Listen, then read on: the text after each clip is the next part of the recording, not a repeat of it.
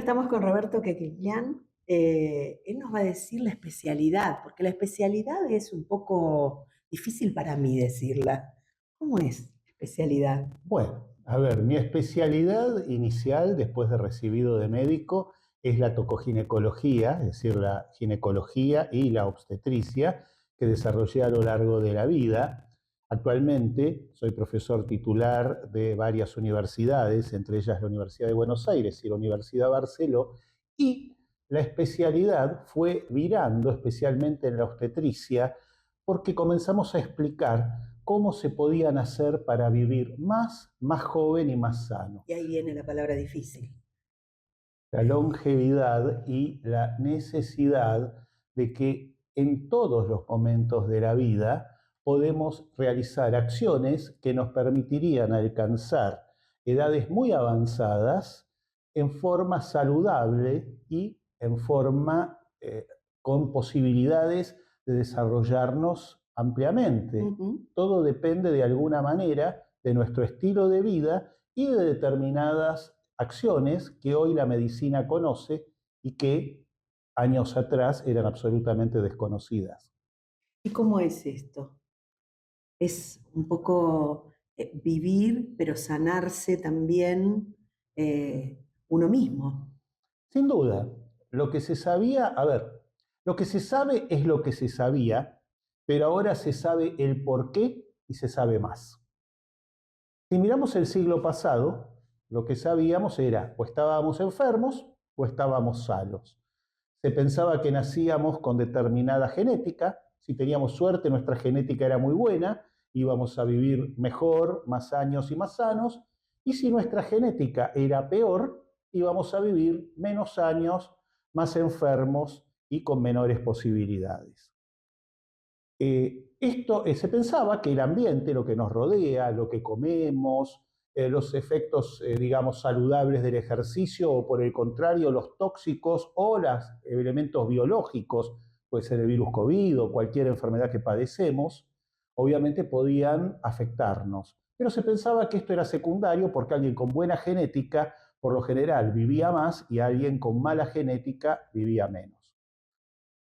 A fines del siglo pasado, se intentó entonces decir, bueno, si sabemos que la genética determina todo, vamos a decodificar los genes de todos los seres humanos, todos los genes posibles. Entonces, a usted, a mí, al doctor González, vemos qué genes tiene y podríamos predecir, se pensó equivocadamente, que con saber el libro de nuestros genes podíamos determinar qué nos iba a pasar en la vida. Pero finalmente no fue así.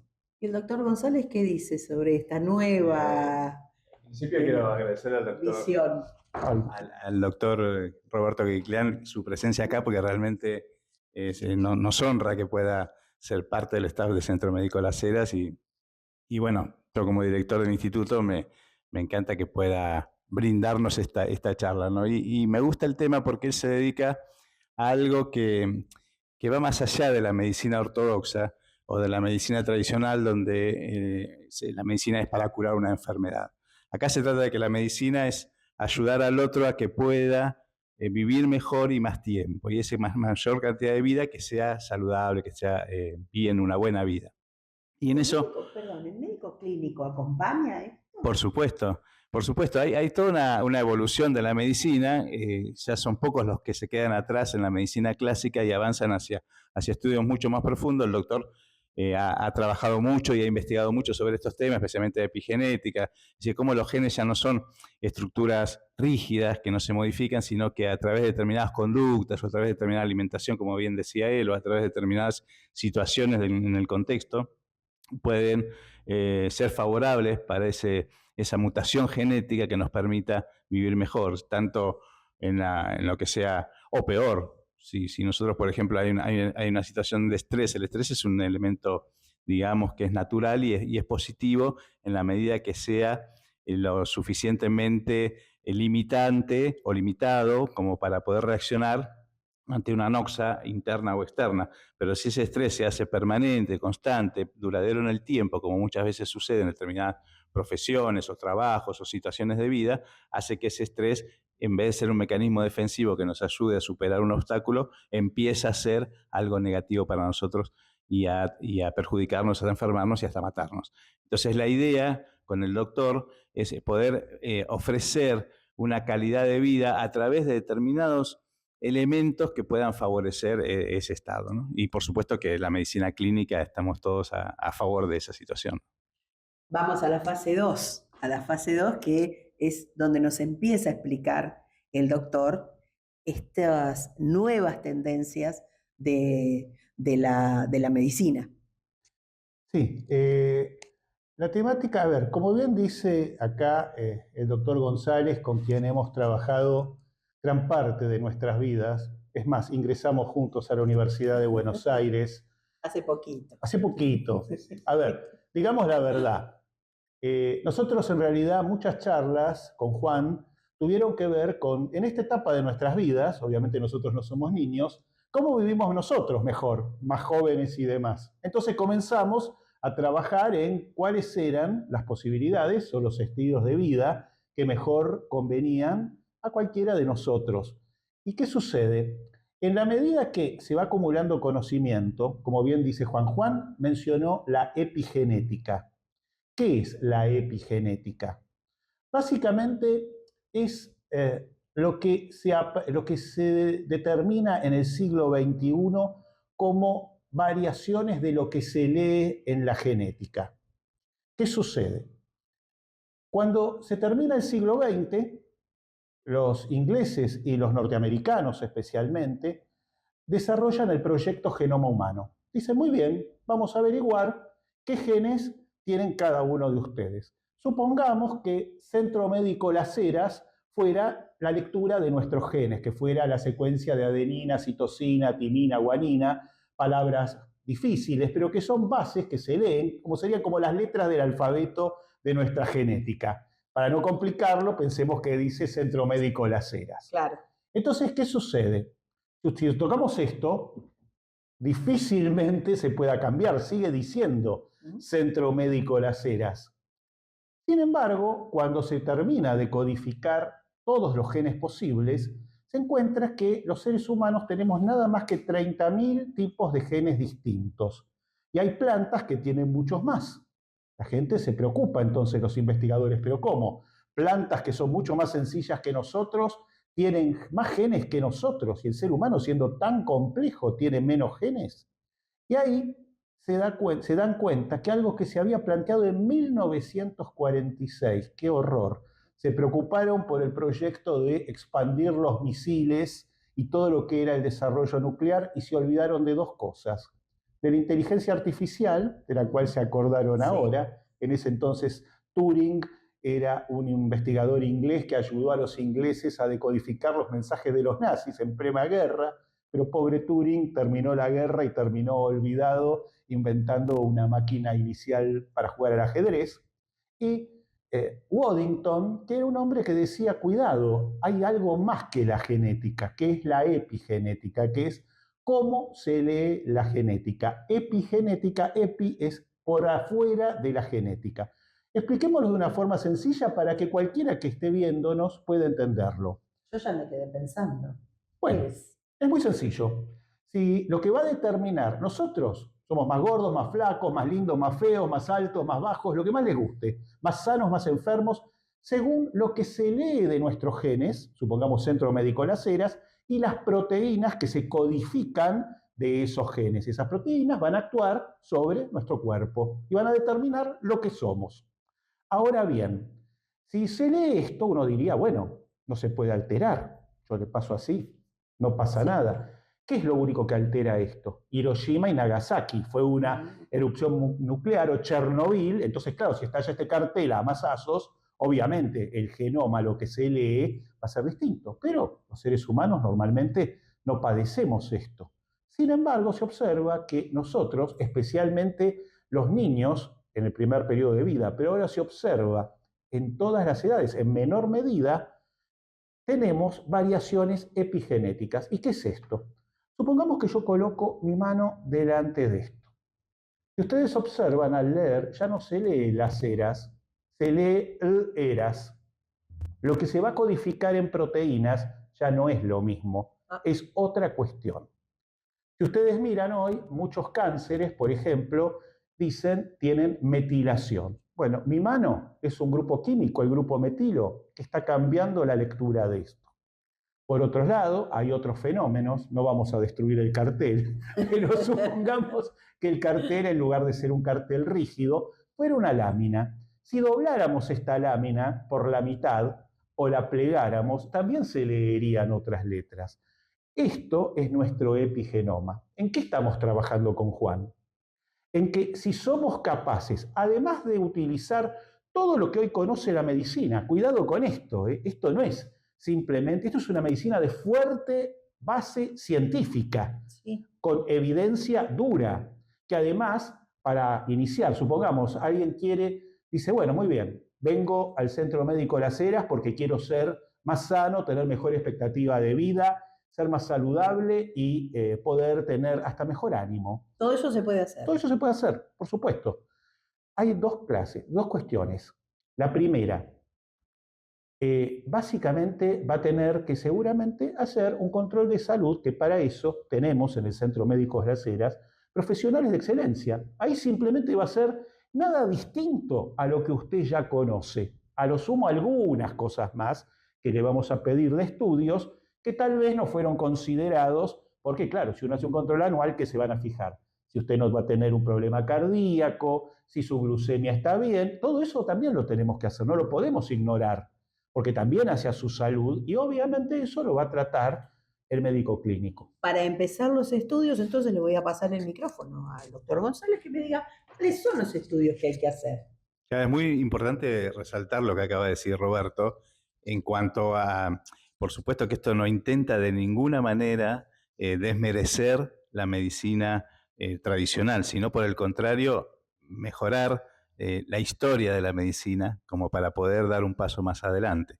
Pero es imprescindible que la base esté dada desde la medicina clínica, desde la medicina pediátrica, desde la ginecología, desde las especialidades clásicas que todos conocemos. Es decir, un paciente, depende de su edad, de su estado físico y de varias circunstancias, tiene que hacerse un chequeo anual o bianual o lo que fuere para controlar y para prevenir enfermedades de las más conocidas. Es decir, como decía el doctor, primero la parte cardiológica, la parte pulmonar, la parte respiratoria, la parte endocrinológica, en la mujer especialmente, la parte ginecológica, es decir, el hombre la prostática.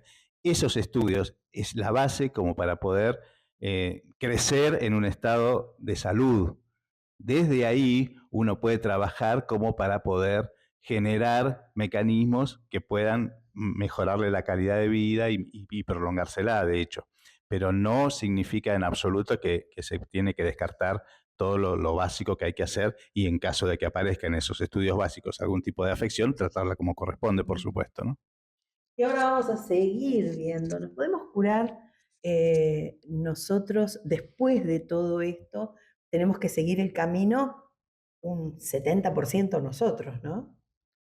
Sí, sí, es así. A ver, lo primero que es importante es recalcar lo que dijo Juan. Esto no es el reemplazo de la medicina, es un plus sobre la medicina. ¿Usted quiere curar la enfermedad que tiene o saber que no tiene enfermedad? Muy bien, esto se lo está dando hoy por hoy cualquier centro médico serio sin ningún problema. Usted lo que quiere es ser más saludable, estar mejor, vivir más años. Es como si usted, por ejemplo, tomando un ejemplo para que se entienda, un auto, usted al auto lo que hace es, se fija si es que tiene determinado problema. Supóngase, le falla la presión de las gomas, usted obviamente irá al gomero, la revisará, porque si usted no hace esto, lo más probable es que si va en una ruta a alta velocidad, despiste y tenga un accidente. Esto sería el equivalente a la medicina tradicional. Yo verifico una cantidad de cuestiones, si encuentro alguna anomalía, la trato, y esto es imprescindible para ir hacia el plus que intentamos ofrecer. Pero la segunda cuestión es, ¿qué nafta le pone usted al auto? ¿Qué tipo de lubricantes le pone? ¿Qué tipo de mantenimiento adicional le pone Y cualquier persona que sea aficionado al automovilismo sabrá que si cuida su auto de mejor manera, va a tener un mejor rendimiento, y uno sabe que autos con igual kilometraje están en estados muy diversos. Usted va a comprar un auto y dice tiene tantos kilómetros y lo primero que dice es lo quiero ver, porque no están iguales. Y eso nos lleva al concepto de que podemos modificar la edad cronológica, que ya comienza a dejar de tener importancia, para ir hacia la edad biológica. Es decir, ustedes podrán ver, cualquiera que esté viendo esto, podrá ver dos personas de 50 años. Uno parece muy joven y otro parece destruido. Tienen la misma edad. Y hasta si se fijan, están sanos, o sea, no tienen alguna patología de base, pero no tienen otros factores sobre lo que nosotros podemos trabajar. ¿Y qué es lo que marca esa diferencia? Lo que marca esta diferencia es básicamente distintos factores. Vamos a explicarlo. Primero de todo, lo más básico es lo que se lee, la epigenética. Esto, para que tengamos una idea, está demostrado hasta con astronauta ruso que fue a la estación espacial, su gemelo quedó en la Tierra, tenía obviamente el mismo epigenoma ambos dos, pero cuando vuelve, por el estrés, el astronauta tenía modificado el epigenoma y el que quedó en la Tierra, el hermano que quedó en la Tierra, no. Entonces, pero a esto hay que generar una segunda cuestión que trabajamos mucho, que es el tema de la nutracéutica. ¿Qué quiere decir? ¿Se lee nada más que nuestro epigenoma, lo que tenemos en nuestro cuerpo? No. Se lee también, aunque parezca poco poético, las bacterias de nuestro intestino. Ustedes saben que de la misma manera que hay genes, que hay ADN y en las bacterias que están en nuestro intestino, lo que se llama la microbiota, lo que antes se llamaba las bacterias normales, la flora bacteriana normal. Esto que nos hacen tomar a veces en el yogur, que decían se hizo famoso por un yogur, ¿no? Sí, después lo explicaremos con Juan, pero bueno, eso también se lee. Entonces esto es interesante, porque ahí le podemos ofrecer a la gente que usted puede tener un epigenoma que sea feo, porque desde chiquito no se pudo modificar, y ahora lo que se puede modificar, podemos hacer algunas acciones, pero son pocas. Pero las bacterias que están en su intestino especialmente y en el resto de su organismo, es muy fácil de modificarlas. ¿Y cuántas bacterias podemos tener en nuestro organismo? Podemos saber que si las pesáramos, en total pesan 1 kilo. Fíjense la cantidad de información genética que tenemos. Y depende, como usted bien dijo, de lo que comemos. Perfecto. Ahora nos iba a explicar el doctor sobre la microbiota.